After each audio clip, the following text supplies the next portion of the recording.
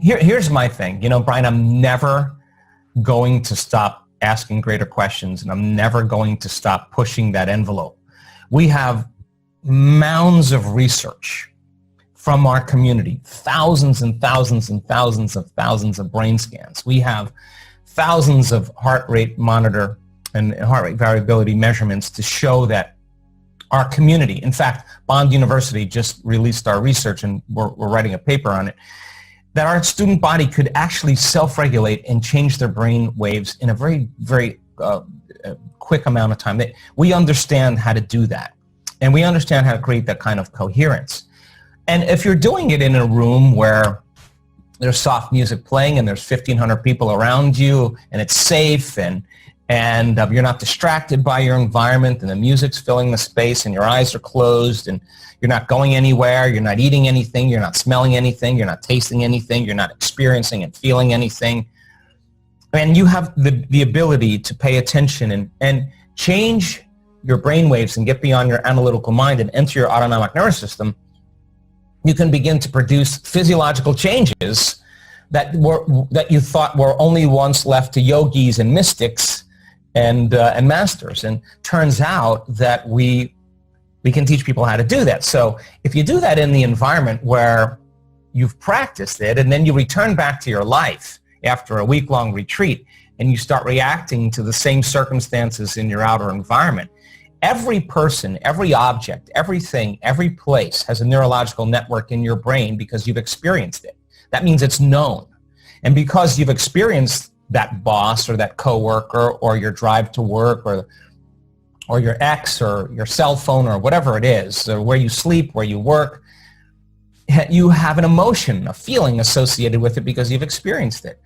So then if you've experienced it, then it's known as well. So you return back to your life and you start responding and reacting to the circumstances in your life. You just went unconscious to the program, or you are back in the subconscious program that you're victimized by your environment. Your environment is controlling the way you feel and think. In other words, you're thinking and feeling equal to your environment. That means how you think and how you feel is your state of being. You just return back to your old self. Don't expect your life to change, because if your personality creates your personal reality, and your personality is made up of how you think, how you act, and how you feel, and you start thinking the same way, acting the same way, and feeling the same way, then you just return back to the same personality and your life will stay the same. So I thought, okay, these people obviously can do it. We have the data to prove it. So now let's take it to the next level.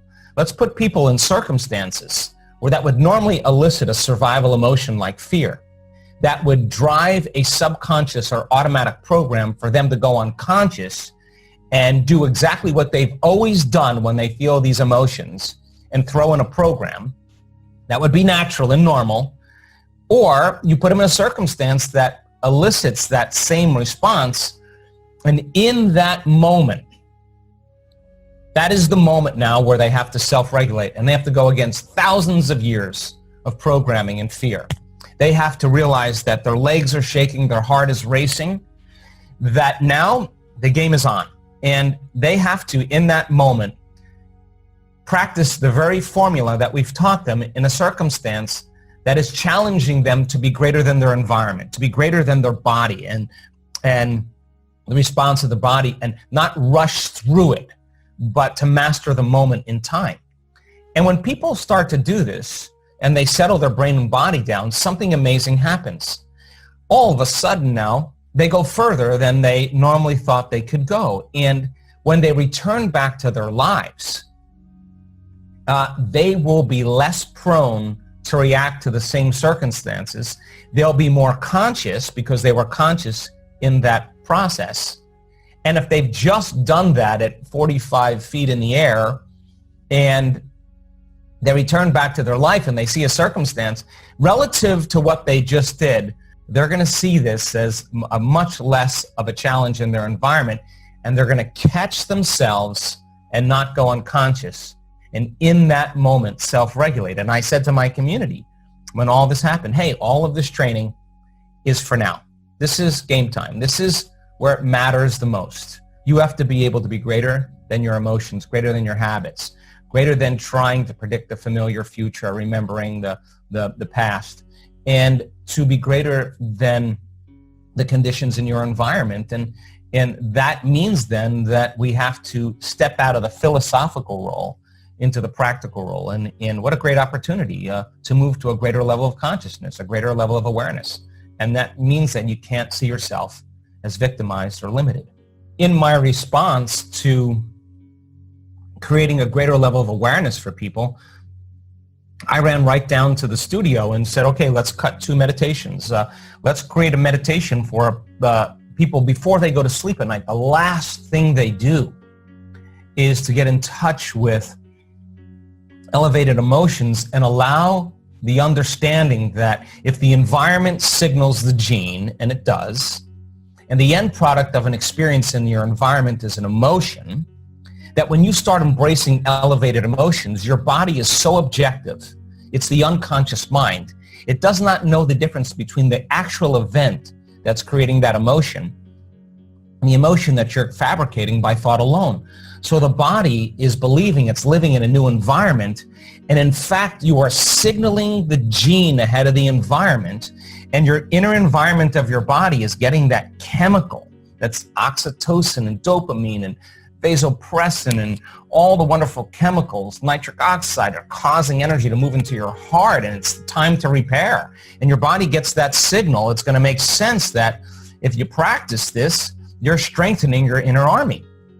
By the same means, this center where our adrenals are, people think it's a bad center, and it's not. It's your center where you willfully empower outcomes in your life, and you want to activate this center and create some energy, and then move that energy into your heart, and then understand that you can empower the power within, and practicing that every day and feeling empowered and feeling strength and feeling invincible and feeling an uncompromising will. You don't think that those chemicals have an influence on your body, but if people have been conditioned and hypnotized into believing that something in their outer world has to change their inner world, whether it's a substance, whether it's a product, whether it's something you consume or you buy, or some government or some whatever it is.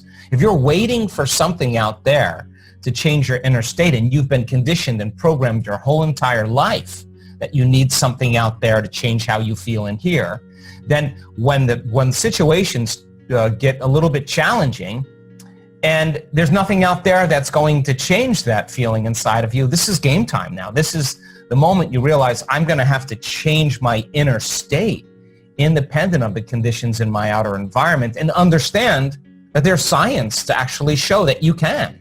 So some people would say, well, I'm just going to wait for this, or I'm going to wait for that. Well, those are the people that spend their whole life in separation and lack, waiting for their environment to change to feel gratitude. We're saying, once you understand the what and the why, then the next question is, why don't you do it? Why not have the experience and understand the how? So if the research is there, and not only the evidence that we have in all of the scientific tests that we've done with common people, but there's testimony. There are people that have healed themselves of crazy, crazy health conditions that show us that there is a new consciousness emerging. It is that 4-minute mile where you pierce through a layer of consciousness that is human limitation. And now all of a sudden, just like the 4-minute mile being broken, this is a new consciousness. People are healing from stage 4 cancers.